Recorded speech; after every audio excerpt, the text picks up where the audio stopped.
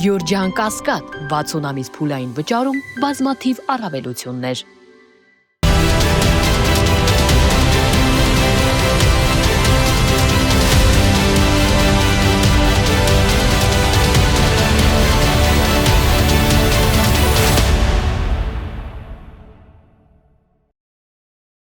Բարև ձեզ մեդիա-հաբի հարգելի հետևորդներ, այսօր մեդիա-քասթ հաղորդման իմ հյուրն է Հայ ազգային կոնգրես կուսակցության վարչության անդամ, ազգային ժողովի падգամավորի թեկնածու Արմեն Խաչատրյանը։ Բարև ձեզ, պարոն Խաչատրյան, շնորհակալ եմ հյուրընկալվելու համար։ Եվ այսպես ընտրությունները քարոզարշավը գրեթե մոտեցավ ավարտվին, մնաց 2 օր։ Կարծում եմ արդեն պատկերը որոշակի քաղաքական ուժերի համար պետք է պարզ լինի, չեմ ասում ամբողջովին, բայց ինչ որ մի տոկոսային հարաբերակցությամբ պետք է պարզ լինի, թե որքանով են շանսերը Նիկոլ Փաշինյանին հեռացնելու ընդդիմադիր հավաքական առումով, հավաքական ընդդիմության հաղթանակի եւ ինչու՞ չէ նաեւ մասնավորապես այս պարագայում Հայ ազգային կոնգրես կուսակցության հնարավորությունները անցողիկ շեմը հաղթահարելու հետ կապված։ Հիմա ձեր գնահատականներով այս 3 գործոններից որը քանի տոկոս շանս ունի այս կամ այն սցենարի զարգացման դեպքում։ Տեսեք, մենք երկու խորհրդության մեջ պետք է նայենք։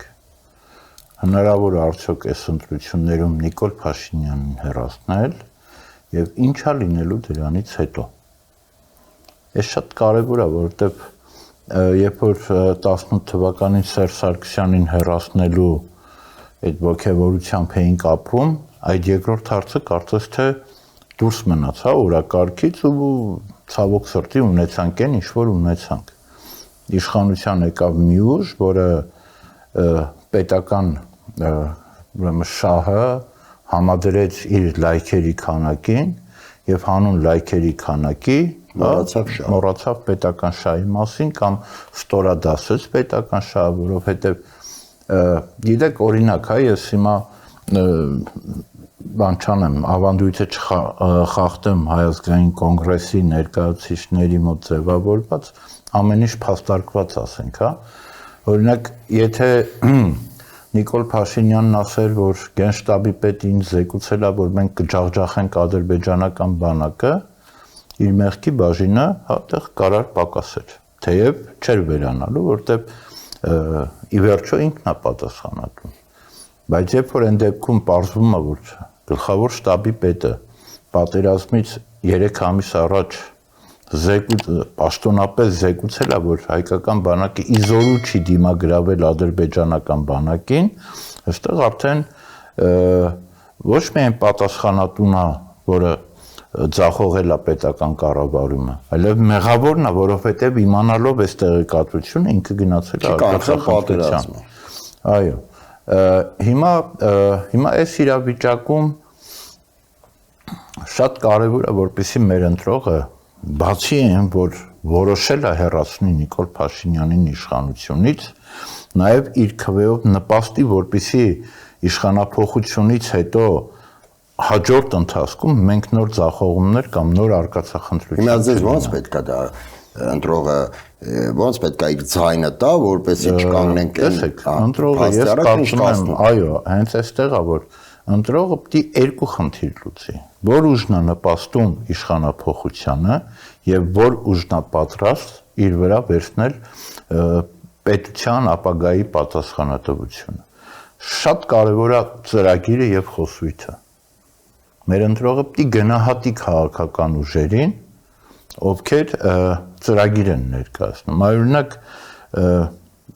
հիմա ինչքան էլ տարօրինակ չհնչի, բայց ես կարծում եմ, որ պետք է ընտրողը արդեն իսկ Հայ ազգային կոնգրեսի ծրագիրը գնահատեր, որպես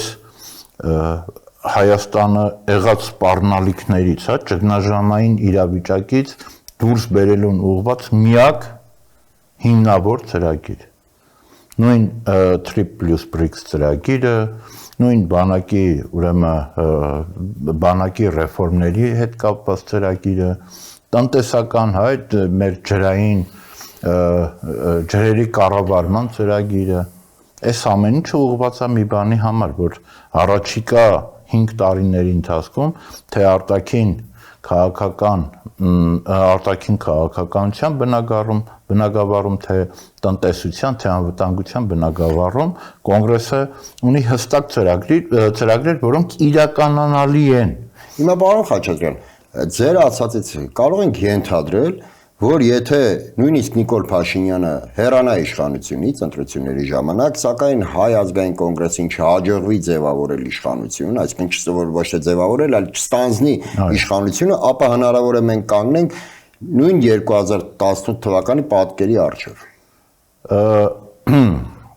Այստեղ մի դրական բան կա՝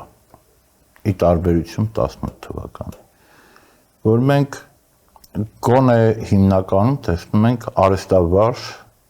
մարդկանց պետական կառավարման ուրեմն բան անցած, հա, ճանապարհ անցած կամ բիզնեսի ոլորտում իրենց մասնագիտական հմտությունները դրսևորելիս ցույց են տվել իրենց արհեստավարժությունը։ Այսքան մասով մենք գոնե ապահովենք ձեր այո, ապահովենք 18 թվի։ Այո, 18 թվի։ Այս մի տարբերություն դրական։ Մյուս դրական տարբերությունը հետևյալում կկայանա, եթե Աստծո կամքով մենք ամսի 8-ին դիմավորենք Նոր Հայաստանում, շատ կարևոր մի հատ փաստարկ կա այստեղ։ 18-ին ընտրություններով, քվեով չի ձևավորվել եկող իշխանությունը։ Հեղափոխության միջոցով է, հա, բան եղել ձևավորվել։ Իսկ հեղափոխության կատարողների, վայելողների եւ բանի մասին դասականի խոսք կարծում եմ բոլոր ով է իրականացնում ով է վայելում, ով է նախագծում այդ հեղափոխությունը, հա, որտեվ իշխանափոխության պահանջը ձևակերպել են ովքեր, ձևակերպել է Լևոն Տեր-Պետրոսյանի թիմը 2008-ից եւ հետեւողականորեն գնացել է Նոր Հայաստանի, հա, ոչ ԿՊԱ-ական իմաստով Նոր Հայաստանի, այլ իրական իմաստով Նոր Հայաստանի, որը պիտի գնար խաղաղության, ուրեմն Արցախի հարցում պիտի գնար փոխզիջումների ճանապարհով խաղաղության ծրագիրը իրականացնել, որ պիտի դեմոկրատիան դասական ներողություն, որ ընդհատեցի հենց այդ համատեքստում, էլի, իհարկե դասական ձևակերպմամբ ասում են հեղափոխությունը մտածում են հանճարները, իրականացնում են ֆանատները, օգտվում են ստորները։ Հիմա այդ դասավորվածության մեջ դուք արդեն Լևոն Տեր-Պետրոսյանին տվեցիք հանճարի դերակատարումը, որտեղ նա հիմա իսկ ով է ստորը։ Տեսեք, հեղափոխություն իրականացնողների թիմը այդ թիմից հələ նայեք քանի հոգի է մնացել։ Մեծ հաշվով, հա։ Եթե բարեբախտաբար ես եւ դուք շատ այդպես սերտ բաներ չենք ունեցել այդ թիմի հետ, բայց հիմա որ նայում եք, օրինակ նայեք 18-ին ընտրված պարլամենտը եւ նայեք 21-ին ընտրված պարլամենտը։ Տեսեք որակական դեմքերն են շատ փոխվել, բայց այդ դեմքերի փոխվելու հետ էլ միաժամանակ պարլամենտի որակը ինչքան անգել, որովհետև արդեն այդ սերնդափոխությունը ֆանատներից բան արդեն կատարված է եղել։ Հիմա օրինակ ես որևէ այդպես իմ հիշելով մտերիմ հարաբերություններ չեմ ունեցել Դավիթ Սանասարյանի հետ։ Բայց ես Դավիթ Սանասարյանին այս պարագայում կտեղավորեի ֆանատների թիմի մեջ։ Եվ քանի որ այն մյուս եկող թիմը չէր կարող ընդունել Դավիթ Սանասարյանին, որը գուցե իսկապես ես համարում եմ, որ այդ փոփոխությունների գաղափարի նվիրյալ էր։ Բայց ինքը չէր տեղավորվում արդեն այս մյուս եկող բանի մեջ, հա, այդ հասկացության մեջ։ Այնպես որ այն մարդիկ, ովքեր որ հիմա կառավարում են կամ վայելում են հեղափոխության արդյունքները, ովքեր համարձակվում են համարել, որ Արցախը թոք է եղել մեր պետության վզին, ովքեր համարում են, որ եկեղեցին, Արարատ, այսինքն ազգային արժեքները, ազգային ինքնությունը մեզ խանգարում են ապրել, իսկ ավելի եթե պարզ ասենք, այն խմբակը, որը հանուն իշխանության դարձել Ադրբեջանի, Թուրքիայի կամակատարը կամ ովքեր կարող են հանուն իրենց իշխանությունը պահելու թքած ունենալ սովորական հասարակ քաղաքացու, որը լոլիկ պիտի արտահանի, ծիրան պիտի արտահանի, ծաղիկ պիտի արտահանի, հա, Ռուսաստան դրանով իր 7-8 ամսվա բարեկեցությունը կամ գոյությունը ապահովելու համար եւ թքած ունեն այդ մարդու վրա կամ այն սովորական քաղաքացին, որ այսօր է դժվարանում ջերուցել իր տունը ձմռան ամիսներին, հիմա պիտի քառակի ավելի շատ գումար նախատեսի կամ ընդհանրապես պիտի չջերուցի, հա, պիտի հետ գնա բառարան փայտ սայլարկա, չգիտեմ, այս բանի մեջ կամ այն 229 դպրոցների աշակերտները, ովքեր պիտի ամեն առավոտ 4-5 կիլոմետր անցնեն, որպեսզի իրենց կրթվելու իրավունքը իրացնեն, հա, թքած ունեն այս մարդկանց վրա։ Իդեպ լոլիկ ծաղիկ որ ասիկ, հիմա իշխանությունը պատրաստվում է փոխհատուցել այն վնասները, որոնք կրելու են տվյալ տնտեսվարողները, քանի որ Ռուսաստանը սահմանափակում է նշված ապրանքատեսականում մուտքը Ռուսաստան, սակայն մի բան ակնհայտ է, որ հայ-ռուսական հարաբերությունները ոնց որ թե դեռևս կարգավորվելու ինչ-որ միտում չունեն, հակառակը ավելի են կարծես ծրվում եւ նաեւ ակնհայտ է, որ պետությունը չի կարող միշտ ֆինանսավորել թե լոլիկ արտադրողներին, թե ծաղիկ եւ այլն։ Այսինքն Նիկոլ Փաշինյանի կողմից սա զուտ նախընտրական կամպանիա է, այսինքն հարկատուների հաշվին ինչ-որ մի կերպ կարող են չակերտավորացնել ընտրակաշարին 2 թիվ ես։ Սակայն ներողություն միտքս ավարտեմ, հիմա այդ տվյալ տնտեսվարողները ինչ պետք է անեն իրենց բիզնեսի հետ, ակնհայտ որ Եվրոմիության շուկան փակ է լինելու դեռևս երկար տարիներ, բացի դրանից մի քիչ կասկածելու է արդյոք մրցունակ կլինի հայկական արտադրանքը եվրոպական շուկայում եւ ինչ են անելու այդ մարդիկ իրենց բիզնեսի հետ ընդհանրապես։ Շատ լավ։ Ես տնտեսագետ չեմ, այդ իմաստով շատ բան չեմ կարող, բայց մի երկու թիվ հասցրել եմ նայեմ, որտեղ գիտեք, ինչքանա ալկոհոլային խմիչք արտահանվող Հայաստանում արտադրվող ալկոհոլային, խոսքը կոնյակի բանի մասին է, թունդ ալկոհոլային խմիչքներ, քանի տոկոսն է մեր արտադրանքի արտահանվում Ռուսաստան։ Քանի։ Մոտավորապես 85%-ը, որը եթե վերացենք դրամական տեսքի, լինում է մոտավորապես $280 միլիոն։ Ես տեսել եմ այդ թվերը, ասենք $3.5 միլիոն փոխհատուցում է տեղական արտադրողին։ $280 միլիոն խմիչք արտադրելու համար պատկերացնում եք ինչքան խաղող պիտի մթերեր, ինչքան գյուղացին ինչքան արտադրանք պիտի տար։ Այդ 3.5 միլիոն։ Հիմա եթե այդ կոնյակը չի գնալու, այդ կոնյակ արտադրողը մթերելու է այդ գյուղացուց խաղողը։ Մթերի ինչ անի իր շուկան փակվեց։ Այսինքն դժում է եւ գյուղացին եւ 200 միլիոնի խաղող պիտի այդ մարդը կամ 150 միլիոնի խաղող պիտի մթերեր, որ կոնյակ արտադրեր տաներ։ Հիմա դու 3.5 միլիոն դոլար բան ես այդ վնասի փոխհատուցում ես տալի, ձեռս առնում։ Մի տոկոսը ուզում ես այդ բանով մի հատ էլ 700 տեղ գրել են 3.5 միլիոն դոլարի փոխհատուցման որոշում է կայացրել։ Բայց այն մնացած 150 միլիոնով է տալու, 100 միլիոնով է տալու, դրանք առել այդ մեր պետության արտահանվող տնտեսության հիմքն է։ Գիտեք ինչքան է մեր մրգի Հայաստանում այդ արտահանվող միրգը մեր Հայաստանում արտադրված, ես կարող եմ բառը սխալ եմ ասում, մրգի քանի տոկոսն է։ 93%-ը։ Այսինքն հիմա տեսեք մենք բոլորս անցած տարի ծիրան կերել ենք, դեղց կերել ենք, խնձոր կերել ենք։ Պլյուս 93% այդ մեր կերածի արտադրվում է հայ գյուղացին, որպեսի ուղարկի բան, հա Ռուսաստան, որպեսի այնտեղից եկամուտ ստանա ու կարողանա իր կեցությունը ապահովել։ Այդ ինչքանն է, դա էլ կարծեմ, եթե չեմ սխալվում, 100 քանի միլիոն դոլարի կարգի։ Մենք կանգնած ենք տնտեսական աղետի առաջ։ Կոլապսի առաջ ենք կանգնած, այո։ Կոլապսի, էսի այն դեպքում, երբ որ Ռուսաստան մի հատ Լարսի գնացել եք Լարսի ճանապարհով։ Այո, գնացել։ Աշկը թարթես կընկնես ծորը։ Մի հատ այդ ռիսկով այդ բան, բայց այդ միակ ճանապարհն է, որով մենք կապվում ենք։ Հիմա որ այդ բանով այդ իբր թե Հայաստան, Վրաստան, Թուրքիա երկաթուղի են բացել։ Բայց բացեք Բայանդուրի գիծը։ Դե տղա եք գնացեք բացեք այդ գիծը։ Բայց ինչի՞ բացեցին, բայց եթե Ռուսաստանը արկելում է ներմուծում, Թուրքիան ինքն է ապահովում ամբողջ ռեգիոնը։ Թուրքիայի մրցունակ չեն կարա լինեն նույնիսկ գնային առումով։ Հիմա թուրքական ապրանքը Եվրոպայում ու հայկական ապրանքը Եվրոպայում։ Մրցունակ չեն։ Նույնիսկ գնային առումով մրցունակ Միակ այն շուկան, որտեղ մենք մրցունակ ԵԱՏՄ ենք շուկան է։ Նաև դոմինանտ ենք, այդ Ռուսաստանն է։ Որտեղ Ռուսաստանում օրինակ մտնում ես Մագնիտ սուպերմարկետ, մի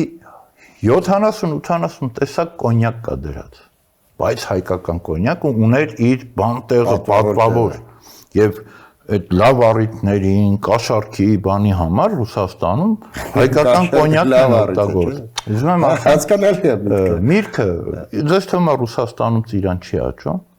Իհարկե աճում է։ Ծիրանը Արմի մեծ, բայց այդ ծիրանը որևէ հայ չի կարող ուտել։ Եվ այդտեղ ենք մենք կարողանում տեղավորվել։ Հիմա այս իշխանությունը երկրորդ սպառնալիքն է բերել մեր գլխին։ Գազի գինը էլ չասեմ։ Աշխարհի ամենաեժան գազ գնող երկրներից վերածվելու ենք թանկ կամ, չգիտեմ, ավելի թանկ բանի։ Բայց իշխանությունը ասում էր մենք տարբեր պաշտոնյաներ, եթե չեմ սխալվում, ինչ-որ ակնարկում էին, որ մենք գազ ստեղծենք։ Մեկն էլ խորհուրդ էր տալիս շատ լոբի ուտել։ Հիմա եզում հասկանամ ոնց ենք մենք գազ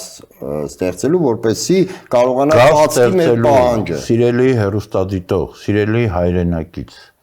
գազ ստեղծելու միակ միջոցը ԿՊ-ին իշխանությունից զրկելն է։ Հակառակ դեպքում վստահեցնում եմ, մենք մնալու ենք առանց գազ։ Մենք չունենք այդ բանը, հա, որ Ադրբեջանից գազ բերելու ու այդ գազով մեր ապագան, մեր տնտեսությունը, մեր, չգիտեմ, երեխաների կեցությունը ապահովելու ռիսկը մենք չունենք այդ ճոխությունը, այդպիսի ճոխություն մեզ թույլ տալու հնարավորություն։ Որովհետև Ադրբեջանի հետ պատերազմը 5 տարի առաջ է եղել։ Եվ ցավոք սրտի այն պահին, երբ որ մենք կարող ենք, երբ որ այդ թշնամանքը մեղմվել էր, 30 տարի անցել էր պատերազմից եւ հնարավոր էր գնալ հաշտության։ Նիկոլ Փաշինյանը բաց է թողել այդ հնարավորությունը ու ինչքան էլ մենք սառը դատենք, ինչքան էլ ես մի քիչ ավելի շատ սառը կդատեմ, մյուսը ավելի ինձանից միևնույն այդ թշնամանքը Այսինքն դուք նկատի ունեք 2019 թվականին, երբ Նիկոլ Փաշինյանը մերժեց ԵԱԿ Մինսկի խմբի առաջարկը հարցը կարգավորելու ուղղությամբ եւ հայտարարեց, որ ես բանակցությունները սկսում եմ զրոյական կետից իմ օրակարգով, դրա հանրագումարն էլ եղավ Արցախ, Հայաստանը եւ վերջ, այսինքն լեգիտիմացրեց Ադրբեջանի կողմից սանձազերծված պատերազմը։ Դա նկատի ունեք Դրանով նորից թշնամանքի մի հատ մեծ դոզա է եկել եւ ադրբեջանական հանրության մեջ, եւ հայկական հանրության մեջ, որովհետեւ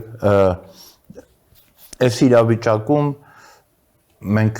մեր համար կոմպլեքս կա այդ մարդկանց հետ հարաբերություններ կարգավորելու։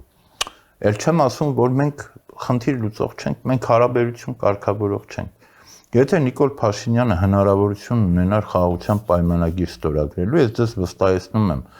առավոտ նախաճաշին կստորագրեր, երեկոյան ճաշին կստորագրեր, ընթրիկին կստորագրեր, մի անգամ էլ քնից գիշերը կարթնանար կստորագրեր։ Մենք չենք պայմանագիր ստորագրողը։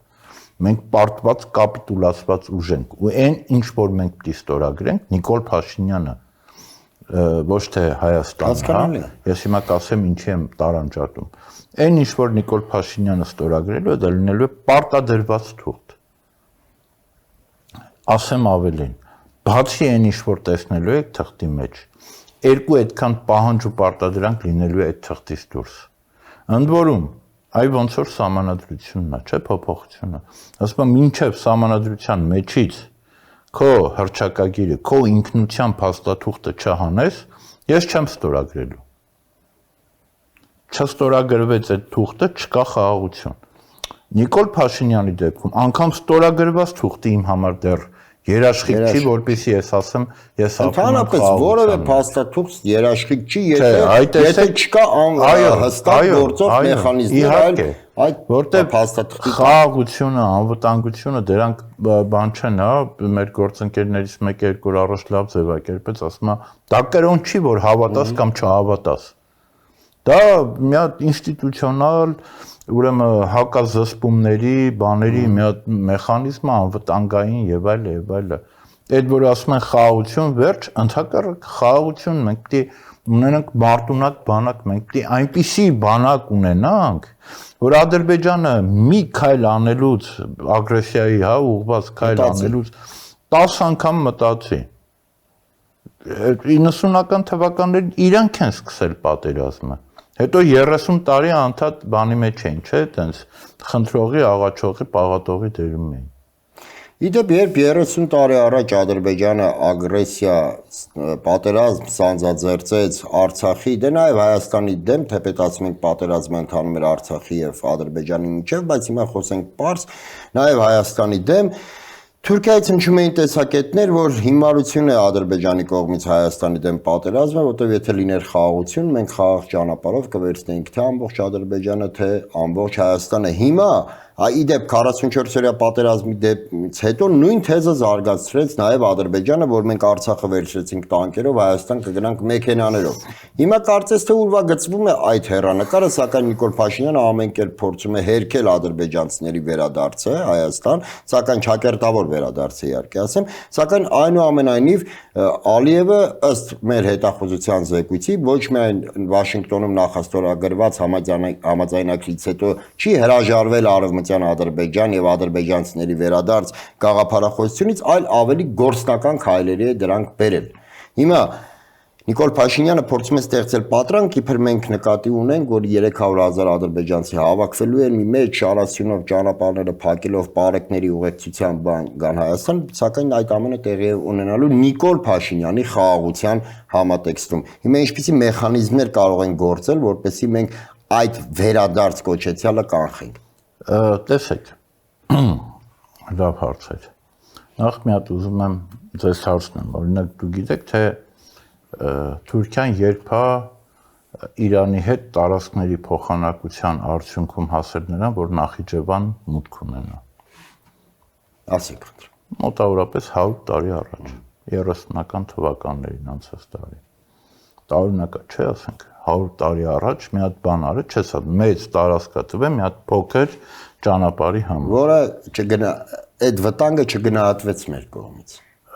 Ուրիշ բան եմ ուզում ասեմ։ Թուրքիայի նման պետությունները, այդ տարածա ռեգիոնալ պետությունները, իրենց ռազմավարությունը, ստրատեգիան կառուցում են 100 տարիներով, չասեմ 10-20, 100-200 տարվա համար են կառուցում։ Որտեղ Թուրքիան այն ժամանակ պատկերացրել է, որ Իրան մի հատ ճանապարհ է պետք լինելու, որով ինքը մտնի Նախիջևան ու անցնի կպնի Ադրբեջանին, իր սեփական ճանապարհը։ Հիմա այն ինչ որ կատարվում է, հարգելի հեռուստադիտող, հարգելի ընտրող, նման է Թուրքիայի այդ 100 տարի առաջվա պլանի իրականացմանը։ Նման է, չէ՞։ Մտավ Նախիջևան, կպավ թրիփին, գնաց դուրս եկավ Ադրբեջան ու գնաց հասավ ամբողջ այդ թուրքական աշխարհին։ Դե դա այդ մասին է։ Հիմա ինչ պետք է անենք, սա որ դեպքում է հնարավոր։ Երբ որ Նիկոլ Փաշինյանի նման կառավարիչ ունենք, որը հանուն իր իշխանությունը պահելու թրիփը վերջի վայրկյանին, հա, օդանավակայանում 2 ժամվա ընթացքում նվիրեց կամ վերահաստատեց այդ այսինքն մենք չունենք սուվերենություն, ինքնուրույն ինչ-որ բան անելու։ Մենք ունենք մի ռազմավարական դաշնակից, որի հետ պատմությունը ցույց է տալիս, որ երբ որ շահերը դու քո շահը ու իր շահը բերում համընկնում են իրար, դու այստեղ ունենում ես օրինակ Գյումրիի պայմանագրից, Ալեքսանդրապոլի պայմանագրից հետո մնացել էր 9000 քառակուսի կիլոմետր Հայաստան։ Բերեցիր քո ռուսական կամ այն ժամանակ բան շահը բերիր, դրեցիր, համադրեցիր իր ստացվավ ընդհանուր շահ, դարավ 30,000 քառակուսի կիլոմետր։ Ինչ ունեցար դու 30,000 քառակուսի կիլոմետրի վրա։ Ունեցար այս ժամանակահատվածին, հա 70-ական թվականներին համապատասխան Երևան քաղաք, Գյումրի, Վանաձոր, Աբովյան, Էջմիածին, այսինքն ունեցար տնտեսություն, գործարաններ, գիտությունը զարգացավ, գիտություն, չգիտեմ, մարդիկ սկսեցին, մարդիկ արդեն այնքան լավ էին ապրում 80-ական թվականներին, որտեղ Ղարաբաղյան շարժման նման հզոր շարժում կարար իրականացնել այնպիսի հասարակություն, որը տնտեսապես բարձր սոցիալապես լավ վիճակում է, կրթությունը լավ վիճակում է, կիրթ հասարակություն է, գրագետ հասարակություն է։ Այդ 88 թվականին ինչի մի հատ պրովոկացիա, մի հատ բան չէր լինում, չէին կարում այդ ազատության, որովհետև այդ բան զարգացած հասարակություն ունեինք մենք 88 թվականին, հա։ Հիմա մեր հասարակությանը պոկեցին այդ արմատից, բերել մցրել են մի հատ բանի մեջ, ես նկատի չունեմ, որ այդ տեղի ունեցավ 8 տարում մի քիչ ավելի երկար ժամանակահատվածում, այն հաղթող հասարակությունից, 88-ի հասարակությունից, բերել մցրել ենք մի հատ բանի մեջ, որտեղ սիրտը ցավում է, երբ որ այդ մարդկանց նայում։ Փորձում են կերտել սպառողական մի զանգված։ Հիմա մենք պիտի մեր սուվերենությունը կարողանանք բարձրացնենք, որի հաշվին կարող ենք այդ 300,000 ադրբեջանցիների մուտքը Հայաստան արգելել։ Հիմա ձեզ կթվա տարօրինակ բան եմ ասում, բայց Հայ ազգային կոնգրեսը փառք Աստծո, Հայ ազգային կոնգրեսում հավաքված են մարդիկ, ովքեր թե կառավարման մեծ փորձ ունեն, թե աշխարհաքաղաքական գործընթացները հաշվարկելու փորձ ունեն, եւ այդ այն պրոյեկտը, որ մենք առաջ ենք քաշում, այդ 3+ BRICS-ը, հա, դա միայն երկու երկաթուղի չէր, որ եկավ իրար կպավ ու այս աշխարհաքաղաքական հաշվարկը սրատակ։ Դու պիտի տեսեք, հիմա Հայաստանը վերածվել է Նիկոլ Փաշինյանի շնորհիվ Արևմուտքի ու Արևելքի կռվախնձորն է դառնում արդեն այս բանը։ Այս մի բուր երկիրը մի բուր ներողություն ընդհատեմ մի պահ հենց նույն թեմայի հետ կապված, արդեն Իրանի կողմից հնչում է սպառնալիք ասեմ թե տեսակետացեմ, որ թրիփը կարող է վերածվել Հորմուզի նեղուցին։ Ես համաձայն եմ ու որպեսզի մենք կարողանանք այդ բախումը վերացնենք, մենք ընդհակառակը պիտի դրանով Հայաստանը դարձնենք համագործակցության հանգույց, ոչ թե բախումների արևելքի, այլ պիտի մի հատ հանգույց ստեղծենք, որտեղ թե ռուսները, թե ամերիկացիները, թե Իրանը, թե Թուրքիան, Ադրբեջանը, Չինաստանը, Հնդկաստանը ունենան իրենց շահը եւ այդ շահից ունենան իրենց եկամուտը, հա, իրենց այդ ակնկալիքները ստանան այստեղից։ Այս դեպքում դու այնպիսի սուվերենություն կունենաս, որ քո հետ Վազգենը կասեր որփի գլխի տեղ չեն դնի, որով ոնց ուզենա գլուխը խուզի։ Էսա խնդիրը, բայց սրա համար ժողովուրդ ջան, պիտի հաղթահարենք մենք այս բանին, հա, ես 20 թվից դարել է իմ բանը, ինձ ուղեկցող չի կարող պարտված պետության ղեկավարը կառուցել ուրեմն բնականon հարաբերություն, չի կարող այդ պարտված երկրի պարտված ղեկավարը, ջախջախված ղեկավարը պետությունը տանել խաղաղության։ Ու հաստատել իրական խաղաղություն, ոչ թե այն խաղաղությունը, որ նա փորձում է Այդ խաղաղությունն էլ չի ախր։ Այդ այն որ չեն կրակում, դա խաղաղություն չի։ Էլի եղել է 18 թվականին Նիկոլ Փաշինյանի մարդիկ կան մոռանում են։ Նիկոլ Փաշինյանի իշխանության գալուց հետո Ալիևը իրան տվել է քարտ բլանշ, որ չեմ կրակի, բայց պիտի հարցը լուծենք։ Ոչ մի կրակոց չի եղել մինչև հունիսյան ավանտյուրան։ Իջևանյան մարդը։ Այո, Տավուշի դեպքերը ոչ մի կրակոց, ոչ մի խաղաղություն էր դա։ Իհարկե ես հիմա համարում եմ, որ հիմա շատ ավելի պայթուն է վտանգը։ Ասեմ մի հատ տարօրինակ բան։ Եթե պատերազմ լինի, այդ պատերազմը ոչ թե սկսելու է Ալիևը կամ Ալիևի նախաձեռնությամբ, այլ Նիկոլ Փաշինյանի։ Որովհետև Նիկոլ Փաշինյանի բովանդակության արդեն 8 տարի ծանոթանալով մի բան ենք տեսնում։ Մի քիչ էլ հələ մենք այն կողմից էլ չէ Նիկոլի մասին կարող ենք բան պատմել, Կարեն ջան, ես ու դուք։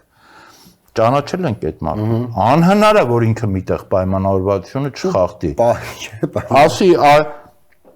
ես սիրելի ընտրող, ձեզ եմ էլի դիմում, այդ մեծ 3 չառաջորը մեծ բանավեճներ։ Արադ Միրզոյանը ուրեմն թրիփի մասին խոսալու ուզ ասում, բա դուք ինչ եք ուզում։ Դուք ուզում եք այն Միջանցկը, որը փշալարերով պիտի պատված լիներ եւ ուրիշ երկիր պիտի Արադ Միրզոյան, դուք եք ստորագրել այդ փաստաթուղթը։ Այդ փաստաթղթի տակ ոչ Հայ ազգային կոնգրեսի, ոչ Ռոբերտ Քոչարյանի, ոչ այն բանի անունը, Հայկ Մարությանի, ոչ Հմայակ Հովհաննիսյանի, ոչ Քոչարի այդ Արտակ Սարգսյանի ստորագրություն չկա։ Նիկոլ Փաշինյանի ստորագրությունն է։ Բայց դուք եք այդ Միջանցկը ստորագրել։ Հիմա հաթաթայա տալիս, թե դուք այդ եք ուզում։ Եղբայր, համարում ես, որ դուք բերը հասցրել եք մի հատ վիճակի, որ արտատարածքային բան էին մեզնից ուզում Միջանցք, մի հատ տենց իրավիճակի, հրաժարական տվեք, թողեք գնացեք։ Տունը տարել ես, պալատը ունես, մի քանի հատ ավտոն ունես, չգիտեմ ինչ ունես, ինչի չես գնում։ Էլ չեմ կարծում, թե էլի հարստանալու համար։ Ուրեմն այնպիսի բան են արել, որի համար վախենում են իշխանությունը թողնել, որտեղ գիտեն այդ մեղքի ու պատասխանատվության այնպիսի կարմիր գծեր են անցել, որ դրա այդ պատիժը գալու է ու շատ դաժան է լինելու այդ պատիժը, այդ դրա համար սիրելի ժողովուրդ։ Ու այսօր ընկած այդ մի հատ երկու բառել այդ Քարոզ Արշավի մասին։ Դու գեդինը չես մտնում։ Պետության վարչապետ ես, լավ, թողենք, այդ որ Նիկոլն ես, էս ես, թողենք այդ ամեն ինչը։ Միկրոֆոնը ձեռդ առած, առավոտից գիշեր ղժալ, ինչի համար, որովհետև տեսնում է, հողը ոտքերի տակից փախնում է ու մի հատ մարմաջ ունի, այն ընտրողները, ովքեր որ դեռևս հիացած են իրանով, կարողան այդ ընտրողներին պահի։ Իդեպ պարոն Խաչատրյան, դուք հավակնում եք ոչ միայն հաղթահարել անցողի քշեմը ազգային ժողովի, այլ ինչպես խոսքի սկզբում ասացիք, նաև ստանձնել պետության ղեկավարման պատասխանատվությունը, սակայն առնվազն մասնակից լինել ղեկավարմանը, պետության կառավարման, բայց մինչ այդ պատասխանեք մի հարցի, ինչ եք դուք առասարակ ողջ։ Չեք ողջ մնացել։ Նայեք, ես որում միած շարունակեմ միտքս հանգարց թող Նիկոլ Փաշինյանը չփորձի արդարանալ, նախ անհեթեթ է նման մեղադրանք մարդուն ներկայացնելը, ոչ միայն անհեթեթ, այլ նաև անբարոյական, բացի այդ թող չարդարանա, որ նա նկատի ուներ Արցախի, այսպես ասած, քաղաքական էլիտային, ել եմ շեշտում, նույնիսկ նրանց նման մեղադրանք ներկայացնելը բարոյական չէ, որովհետև դրանից հետո Սուրեն Պապիկյանը նույն մեղադրանքը ներկայացնում էր արդեն Սամվել Կարապետյանին, նրա եղբոր տղաներին, այսինքն ԿՊ-ական իշխանության պատկերացման բոլոր ընդդիմադիրները թե ինչու են ողջ կասկածելի է։ Հիմա դուք ինչ եք ողջ։ Ես ասեմ, այստեղ մեղավորը բացարձակապես ադրբեջանական T-70 քանի տանկի այդ բանն էր, որովհետև արկը կպավ ուղիղ 1 մետր խրամատի այդ թմբից ներքև ծանր կոնտուզիա ստացա 4 ամիս հոսպիտալում բուժվել եմ, ես ոչ մի մեղավորություն չունեմ այդ հարցում։ Ես իմ 1.5 տարին բանից Ջեբրայելի ստրոյկայից մինչև հորատից գնացել եմ ոտքով, կրակել եմ, կռվել եմ, բազմաթիվ անգամ եղել է որ փամփուշտը, ասենք 2 սանտիմետր այն կողմ թռել կամ ավելի մոտ որ չեմ զգացել։ Մի խոսքով, այդտեղ ես մեղք չունեմ։ Բացարձակ որևէ մեղք չունեմ, որ ես ողջ եմ մնացել։ Այդ մնացածը այդ թող իրանք ասեն, թե իրանք այդ ոնց եղավ, որ չէ։ Այդ ախր իրանք այդ ռիսկի տակ չեն եղել, որ ողջ չմնա, ողջ մեռնելու ռիսկի տակ երբեք չեն եղել։ Լավ, վստահ եմ, որ կլինեն տղաներ, որոնք անցել են այդ ամեն ինչի միջով։ Մյուսը 44-յա պատերազմի ժամանակ գնացել եմ, որպեսզի ինձ տանեն։ Դիմել եմ, բանին, ասել եմ, եկել եմ, իմ հարազատների շատերը, գուցե ծնողներս առաջի անգամ լսեցին, որ ես գնացել եմ։ Նայեց թղթերս, ասեց, այս դիպուկա հարեք, ասում եմ, չէ, ցավը տանեմ, դիպուկա եղել եմ 30 տարի առաջ, հիմա տենց մոտավորապես տեսնում եմ, էլի, բայց 20 տարի կանում եմ դիպուկա եղել, հիմա չէ։ Մի խոսքով, այն ժամանակ որոշեցին, որ ես պիտանի չեմ, այս պահին երբ պետք լինի կանչեմ, մի խոսքով ես բոլոր անհրաժեշտ քայլերն արել եմ, որ այդ հարցը ինձ չվերաբերվեր, բայց դե հիմա այսպես է ստացվել, հիմա բոլոր քայլերը արել եք, որ զոհվեք, սակայն ի դժբախտություն ձեզ ողջ եք։ Հա, ի դժբախտ եւ ի բարեբախտություն ԿՊ-ի, որ ինձ կարան այդ հարցը տան, օրինակի համար։ Լավ, այդ անբարոյական այդ բաները, այդ մի հատ կոմպլեքս է։ Իրանք զգում են, որ հողը գնում է իրանց ոտքի տակից, որտեղ որևէ ողջամիտ մարդ, մեղսունակ ղեկավար չէր կարող այդ հարցը տալ կամ այդ տեսակ բան։ Դա բարոյական չէ, նույնիսկ քաղաքագիտական էլ չէ, դա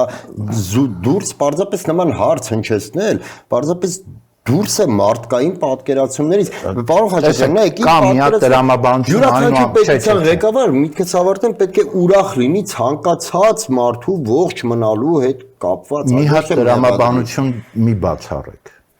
Եթե մենք ընդունում ենք, որ Հայաստանի իշխանությունները այսօր դարել են Ադրբեջանի իշխանությունների կամակատար կամ արտահայտիչ, հա, այ Ադրբեջանի ղեկավարի համար գուցեև ցանկալի կլիներ իմ ողջ չմնալը։ Այստեղ կա տրամաբանություն։ Բայց սարսափելի տրամաբանություն է, եթե դու ի վերջո գաս են եզրահանգման, որ քո երկրի վարչապետը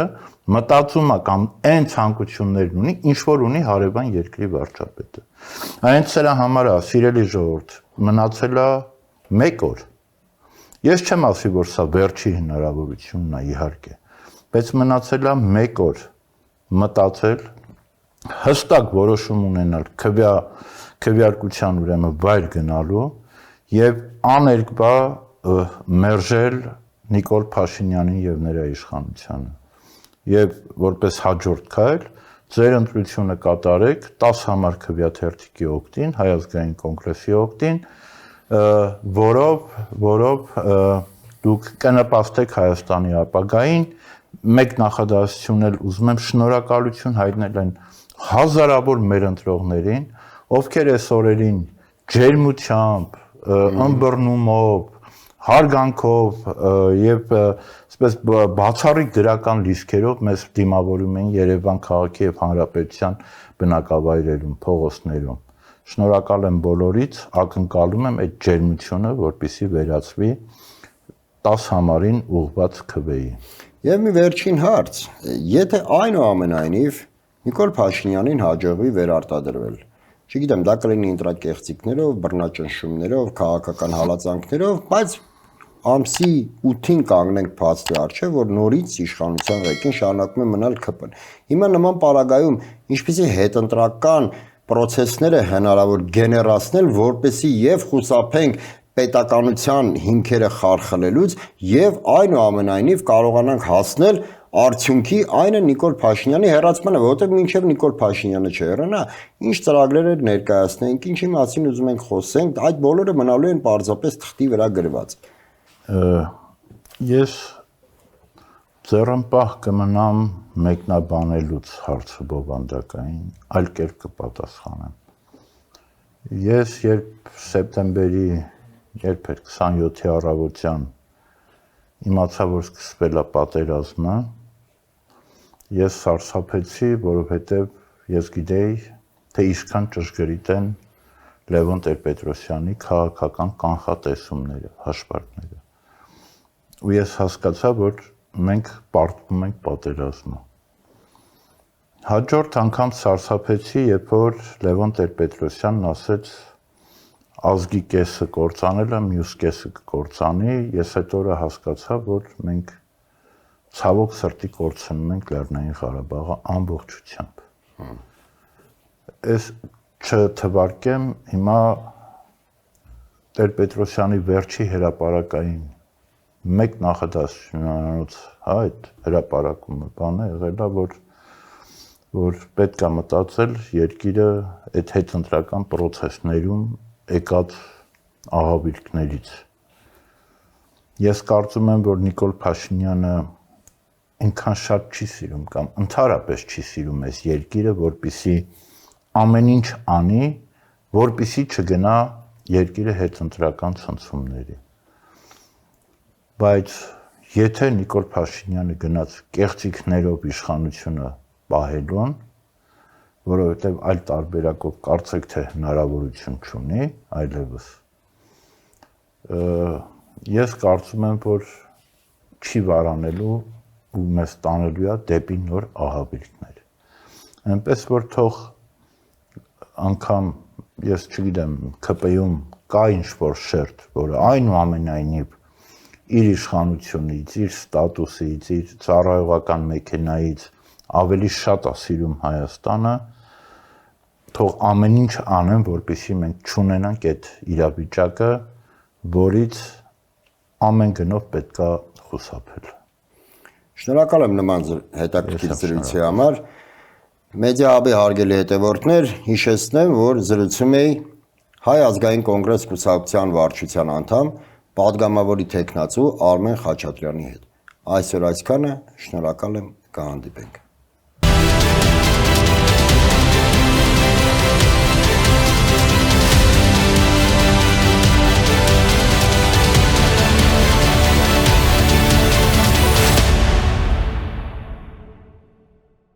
Գյուրջան Կասկադ 60 ամիս փուլային վճարում բազմաթիվ առավելություններ։